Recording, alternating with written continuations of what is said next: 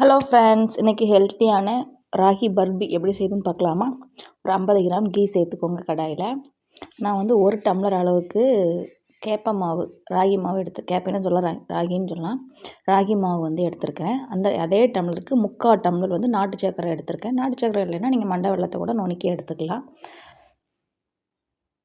அதுக்கப்புறம் நம்ம வந்து அந்த ராகி மாவை நல்லா கிண்டிக்கிட்டே இருப்போம். பக்கத்தில் வந்து அந்த நாட்டு சர்க்கரை வந்து கொதிச்சிக்கிட்டு இருக்கட்டும். நான் வந்து ஒரு பிஞ்சு வந்து உப்பு சேர்த்துருக்கேன். அப்புறம் வந்து ஏலக்காய் பொடி, இந்த ரெண்டும் வந்து சேர்த்து நல்லா அந்த பச்சை வாசனை, ராகியோட பச்சை வாசனை போகிற வரைக்கும் நல்லா வதக்கணும். நீங்கள் கீ இல்லை பட்டர் ரெண்டில் எதுனாலும் சேர்த்துக்கலாம். ஆனால் பெரியவங்களாக இருந்தால் பட்டர் வந்து கொஞ்சம் வெயிட்டு போடும். அதனால் மோஸ்ட்லி எது செஞ்சாலும் கீயே சேர்த்துக்கோங்க.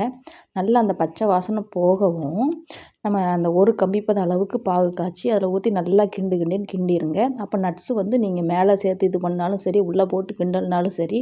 நான் ஒரு கைட்டே வீடியோ எடுத்துக்கிட்டே இது பண்ணியிருந்தேன்னா அதனால் உள்ளேயே போட்டு கிண்டி விட்டுட்டேன். அதனால் நீங்கள் நல்லா கிண்டிக்கிட்டே இருந்தீங்கன்னா சூப்பராக ரெடி ஆயிரும்.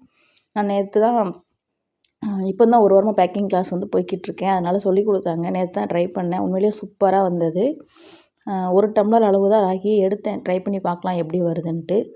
உண்மையிலேயே சாப்பிட்டா சூப்பராக இருந்தது ராகி பருப்பி. அதுவும் நம்ம குழந்தைங்களுக்கு வந்து இதில் எதுவுமே நம்ம ஆட் பண்ணல. ஒரு பிஞ்சு உப்பு, ஏலக்காய், கேப்ப மாவு, நாட்டு சர்க்கரை தான் சேர்த்துருக்கோம். இது வந்து ரொம்ப ஹெல்த்தியானதும் கூட. ராகியில் வந்து நமக்கு கால்சியம் வந்து நல்லா நிறையாவே இருக்குது.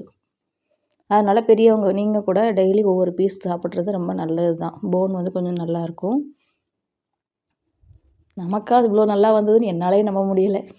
சூப்பராக உண்மையிலேயே சூப்பராக வந்தது. அன்றைக்கி கிளாஸில் சொல்லி கொடுத்தாங்க. ஒரு நாளைக்கு 3 கிளாஸ் சொல்லி கொடுக்குறாங்க. சரி இன்றைக்கி ட்ரை பண்ணுவோம் அப்படின்னு சொல்லிட்டு கப் கேக் ட்ரை பண்ணலான்னு பார்த்தேன். வாழைப்பழம் இல்லை. சரி அப்போ இதையே ட்ரை பண்ணலாம் அப்படின்னு சொல்லி ட்ரை பண்ணேன். சூப்பராக வந்துருச்சு.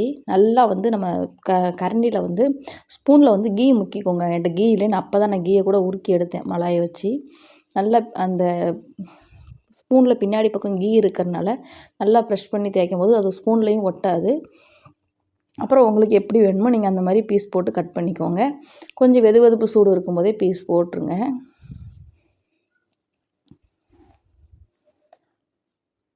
நான் இப்போ தான் இந்த மாதிரி பர்பிலாம் செய்கிறது இதுதான் எனக்கு வந்து ஃபஸ்ட் டைம்.